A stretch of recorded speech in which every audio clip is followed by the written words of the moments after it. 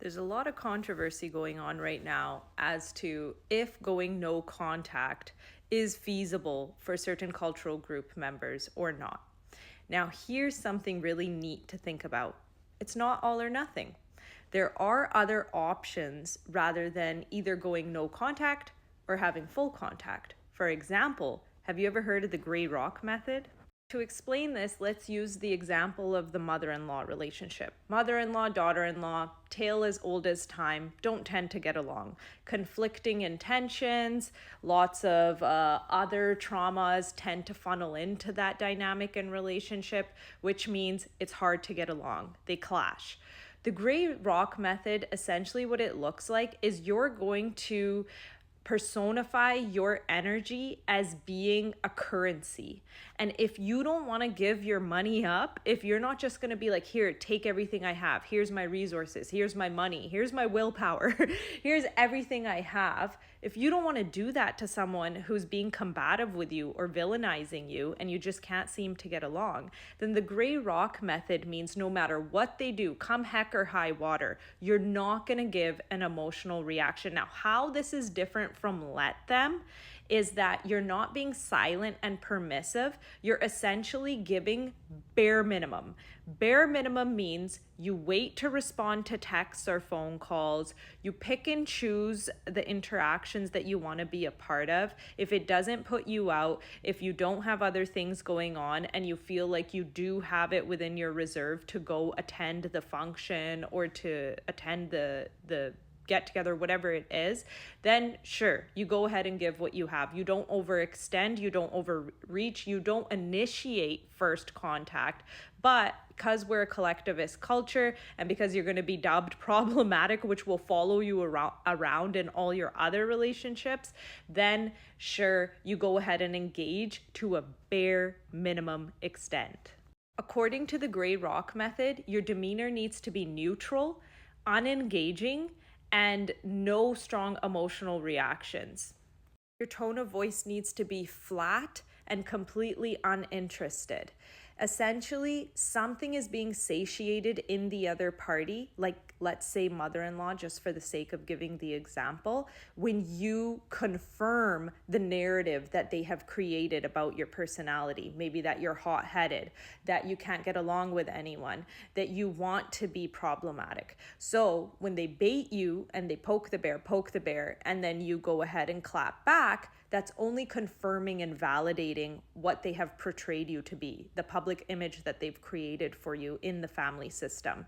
So when you do not respond and you're very flat and monotone and it's just logic and ration and reason coming out of you, you're very regulated, cool, calm, collected, then essentially you're not giving them anything to work with and they're going to have to deal with whatever's going on inside of them in a different way. When you're South Asian, you're innately wired to prioritize your relationships. Survival came for generations by belonging to a tribe. Our tribe is our family. So it feels very foreign and unnatural and almost threatening to cut someone off, to cut ties. In individualistic cultures, this isn't problematic because autonomy is high priority, it's high value, and it's been the norm for generations. So this is why we don't have to physically sever ties or actually fully go no contact in order to preserve our mental health and be assertive and have boundaries. There's a way to do both. There's a way to honor our lineage and how we're wired and not go deeply against what seems natural to us and still not be submissive and subservient and permissive to the point of where it's self-abandonment or self-harm. And this isn't just a performative thing. It's not just topical or superficial. You will truly feel disengaged from the inside out. You'll feel that emotional distance as you practice it, as the weeks and months and years go on. You'll feel that shift inside where their words and the turmoil doesn't take up space for you as it once did. You mentally demote their behavior and their stance in your life because now you've become so skilled at creating that space and truly believing it from the inside out. The idea of whether we're talking about bare minimum contact or gray rock method essentially comes from non-attachment theory, which is, well, it's not a theory, it's a way of life in Buddhism, or Stoicism. So this is a good channel you can check out if you want to kind of cultivate more of those techniques and more of that mindful way of being.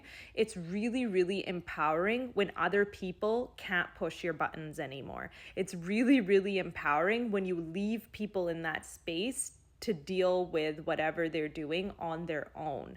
So although it might feel like you're being assertive, you might actually be being aggressive, which is only draining your energy, aka giving your money away, your currency, your energy, right? So being very grounded, cool, calm, and collected, it helps you have the authority in the relationship, and it helps diffuse conflict because it takes two hands to clap, right? So essentially when you're pulling back, you're not doing that dance anymore. Now, because sheer willpower alone isn't going to help you master this technique, it's really important that you do daily mindfulness activities. Recently, I've been really getting into the Wim Hof breathing method. I find it so relaxing and de-stressing. So maybe give that a check out. Here's a screenshot of that video for beginners.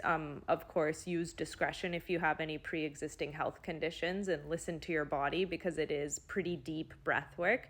Other quick grounding techniques is doing the body scan, sending your breath where you feel any tension or not. So you're only going to be able to respond, not react, if your nervous system is regulated. Because when you have an aggressor in your life, when you have someone being dominating, then your body is going to respond to that like they're actually physically attacking you, like it's a perceived danger or threat. And then it's going to go into fight mode. But in order to override that, you got to have a nice, hefty set of tools in your toolbox that you go to and you just kind of flick through in order to regulate your nervous system. I feel like being mentally well really is just like picking from a menu and doing different things every single day. Just like if you were trying to be health conscious with your food, this is the way to be kind of mindfully conscious of how you're expelling your energy. And that just means you gotta keep stocking up on different resources, different strategies, and giving them a go each and every day. I hope you guys found this helpful. I recently came across that whole Oprah no contact thing, and I was like, this is interesting. We really can't do the no contact thing.